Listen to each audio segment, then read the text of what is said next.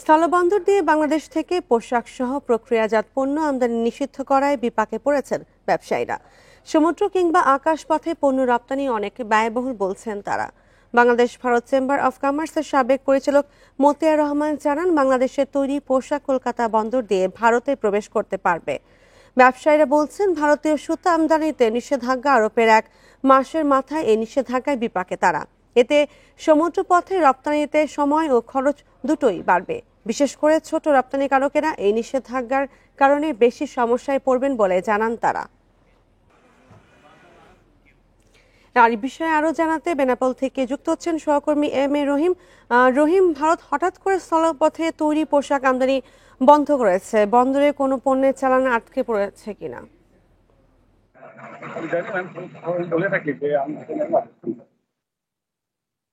বেনাপোলের যে বাইপাস সড়কের যেটা কার্গো ইয়ার্ড, যে এখানে এই বন্দর দিয়ে আগে বেনাপোল স্থল বন্দরে যে পণ্য আমদানি রপ্তানি হতো, এই কার্গো ইয়ার্ড দিয়ে প্রতিদিন প্রায় 5 থেকে 550 ট্রাক পণ্য আমদানি রপ্তানি হয়ে থাকে, যেটা আমি দেখাতে পেরেছি।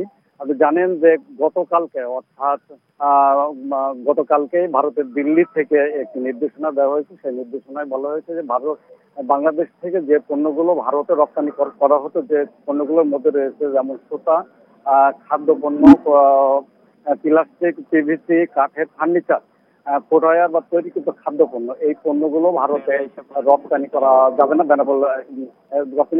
বেনাপোল স্থল বন্দর দিয়ে। তবে জাহাজে এই পণ্যগুলো রপ্তানি করা যাবে। আমরা এই বিষয়ে কথা বলেছি বাংলাদেশ ভারত চেম্বার অব কমার্সের সাবেক পরিচালক মতিয়ার রহমানের সাথে। তিনি আমাকে যেটা জানিয়েছেন যে বিশেষ করে এই পণ্যগুলো ভারতে রপ্তানি হলে তারা তেমন সাশ্রয় হতো, আর এই পণ্যগুলো রপ্তানিতে নিষেধাজ্ঞা দেওয়াই তারা অনেকে বিকল্প পড়বে। কারণ ভারতের যারা আমদানি করক ছিল তাদের কাছে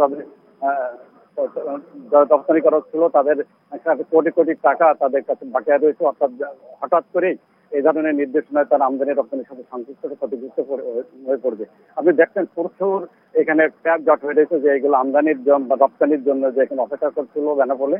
আর যেহেতু গতকালকে আজকে আমরা সেই পণ্যগুলো রপ্তানি করতে দেখিনি, তবুও এখানে বন্দর ব্যাপারীর সাথে আমরা কথা বলেছি। তারা আমাদেরকে যেটা জানিয়েছেন, বিশেষ করে পূর্বে এলসিকৃত যে পণ্যগুলো যদি তারা রপ্তানির সুযোগ দেয়, তাহলে কিছুটা তারা ক্ষতির হাত থেকে রক্ষা পাবে। তা না হলে এই পণ্যগুলো তাদেরকে ব্যাগ দিতে হবে, তাদের ড্যাম্বারে গুনতে হবে, বা তাদের রপ্তানির সাথে যারা এই বিষয়টি ভারতের বিভিন্ন রুট হয়ে এই পণ্যগুলো বহির্বিশ্বে রপ্তানি হয়ে থাকে, সেক্ষেত্রে যেমন উভয় দেশ আমদানি রপ্তানির সাথে সংশ্লিষ্ট উভয় দেশ যারা কাজ করেন, দুই দেশও এতে উপকৃত হয়। হঠাৎ করে ভারতের এই সিদ্ধান্ত বিশেষ করে বাংলাদেশের রপ্তানি খাতটা অনেকটা ঝুঁকির মধ্যে পড়লো।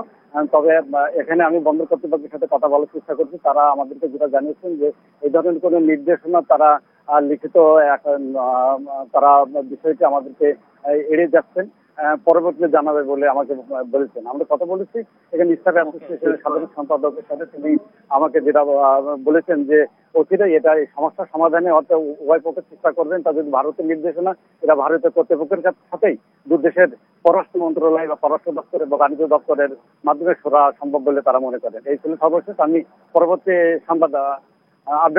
পরবর্তী সংবাদে জানাতে পারবো।